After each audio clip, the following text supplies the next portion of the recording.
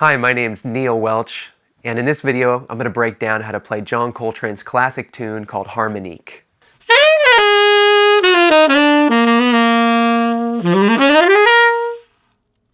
Harmonique is one of the first recorded examples of using multiphonics on the saxophone in a jazz setting. Multiphonics are actually creating acoustic chords on the saxophone by using fingering systems and mouth shapes. And when Coltrane recorded this tune in 1959, there were certainly other players that were using techniques such as overblowing the saxophone or using false fingerings to actually create affected sounds. But Coltrane actually puts true chords itself into the tune. And in Harmonique, he uses three different chords: the B-flat major chord, the B major chord, and the E-flat major chord. And those are in concert key. And in the video today, I'm going to actually show you how to break down this tune and to play those three chords in the melody. Later, I'm going to show you that Coltrane actually uses a couple of those chords in the first chorus of his solo when he's just blown over the blues form. Let me start by playing the melody to Harmonique.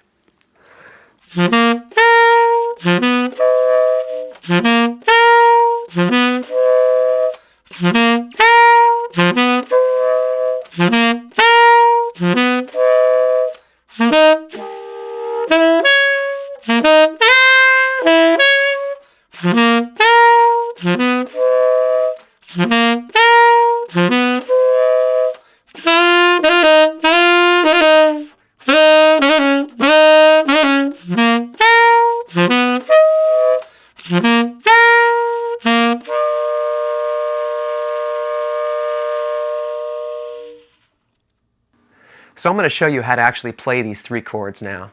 I'm going to teach them chronologically. So the first chord that you heard in the tune, it's during this alternating back and forth section in the main melody.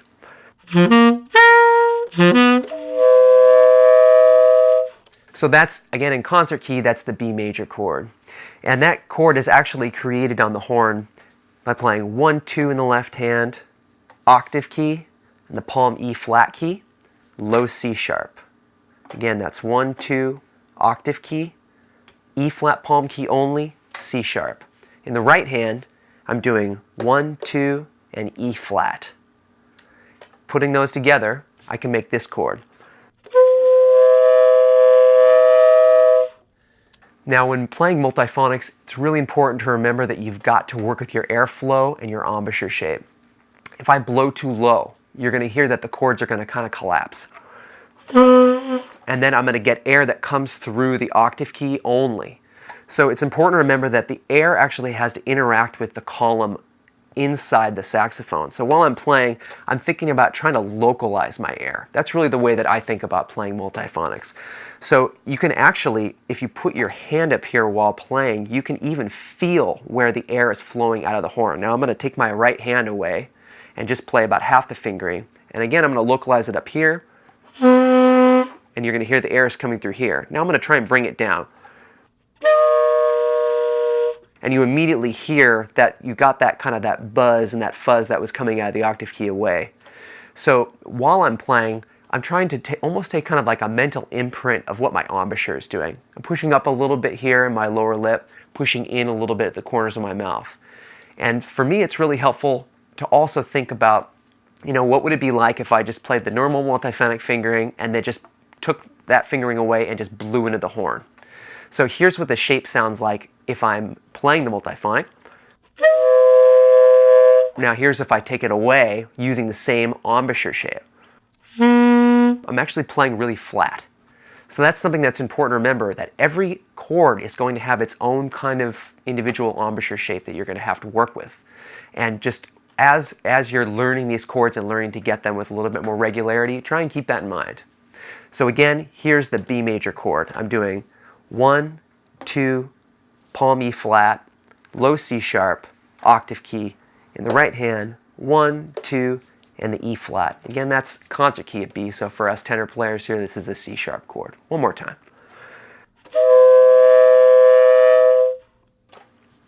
In the 4-chord section of the tune, Coltrane moves on to using the concert E flat major chord. This is only the upper part of the chord. The first ones he was using the root and the third. Here he's using only the third and the fifth. This one's pretty tricky to get out for me. So you heard that I kind of played the bottom note of the chord and then introduced the top one. For me, that's really a reliable way to get this chord to come out. It's pretty hard to hit this one just dead on. And if you actually listen to the Coltrane recording too, you can hear that he gets a pretty muted sound on this chord. So just from my own experience in playing Multiphonics and actually listening to the recording again and again and again, this is, in my opinion, the fingering that works the best for me and that I actually feel gets that chord to come out. So again, this is the E-flat concert chord, only the upper part of it. So this is the concert G and the concert B-flat. I'm doing 1, 3, low B, octave key, again 1, 2 in the right hand, and low C.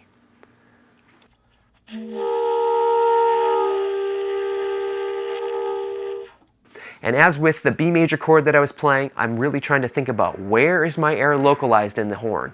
You know, where's the air flowing out of the keys and where is it not flowing out of the keys? I find that when I'm playing these chords, I really try and pay close attention to the way the vibration feels in my fingers. If I can feel that vibration in my fingers, I have a pretty good read on where the air is localized in the horn, and I find that I can just get it more accurate time after time. So again, here's that upper part of that concert E-flat major chord.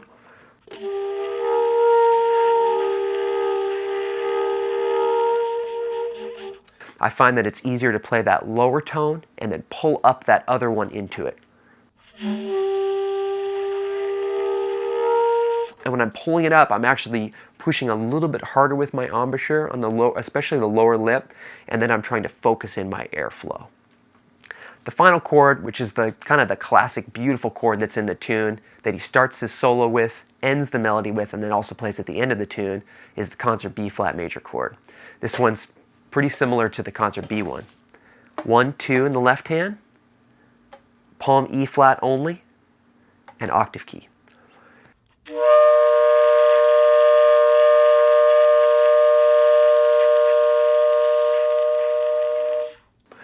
Now you might find that for you, you have to actually do a little bit of adjusting to get the chord to come out in tune or to even speak at all. It's important to remember with Multiphonics that you can open and close venting some keys to change the pitch of the chord a little bit. So I, for example, could play that chord and open my E-flat key in the right hand, which for me doesn't really change the pitch or the timbre that much. For some players it does. So for you, just experiment with what actual fingerings might work the best overall, but these are the root fingerings that work the best for me. So again, for that concert B-flat chord, I've got in the left hand 1, 2, palm E-flat key, and my octave key.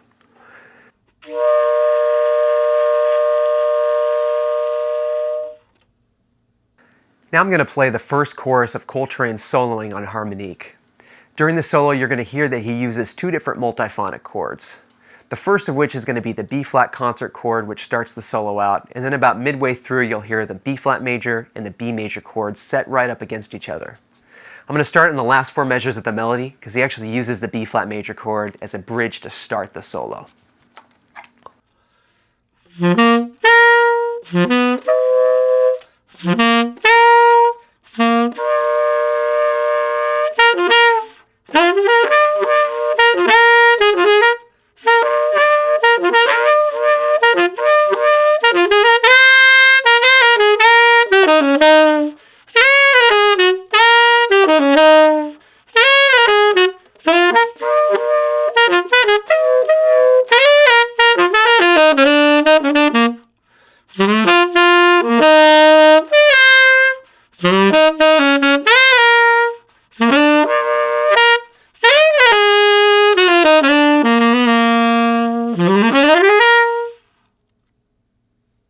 I hope you enjoyed learning how to play Coltrane's great tune, Harmonique.